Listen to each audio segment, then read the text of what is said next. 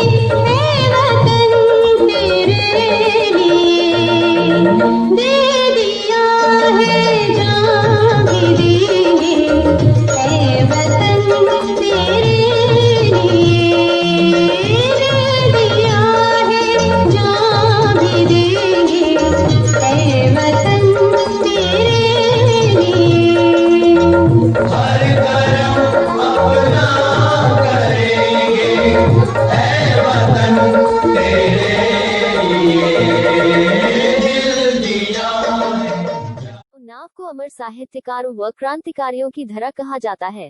अपने अदम्य साहस से अंग्रेजों के छक्के छुड़ा देने वाले अमर शहीद चंद्रशेखर आजाद का 115वां जयंती समारोह बदरका ग्राम में धूमधाम से मनाया जा रहा है। ये कार्यक्रम 3 दिनों तक चलता है।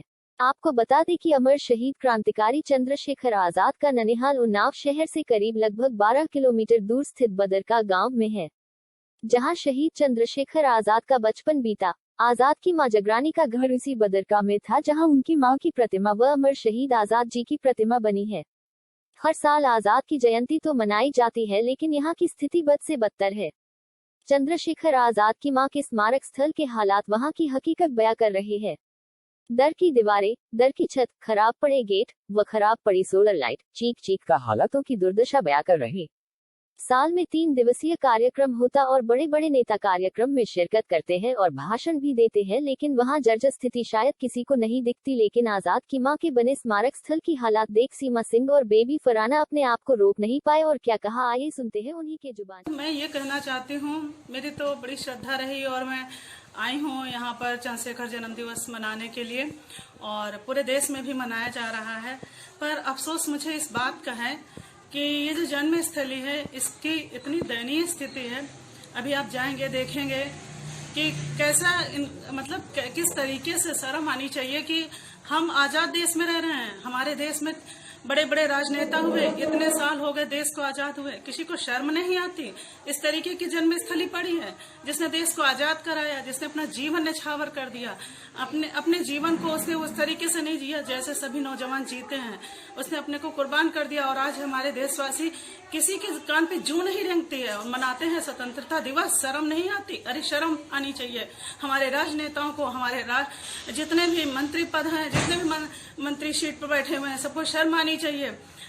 देश कहते हैं कि हम आजाद देश में हैं, हम देशभक्त हैं। किसी को देशभक्त कहलाने का हक नहीं है।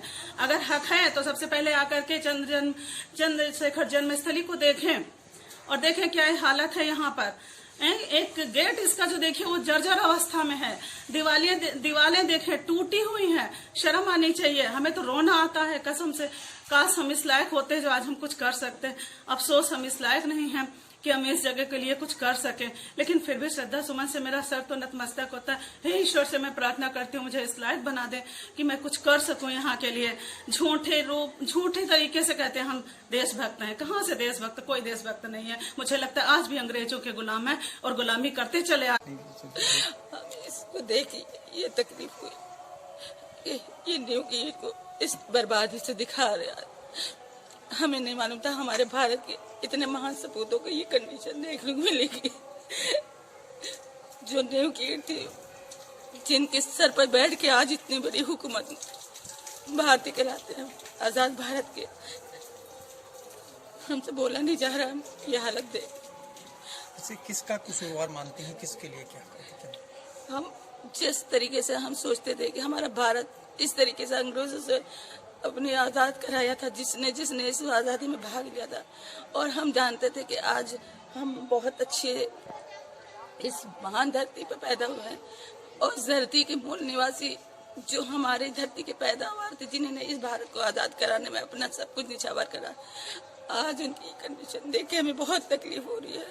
हमें नहीं मालूम था कि ऐसी हालत में हमारे भारत की न्यू की ऐसी कंडीशन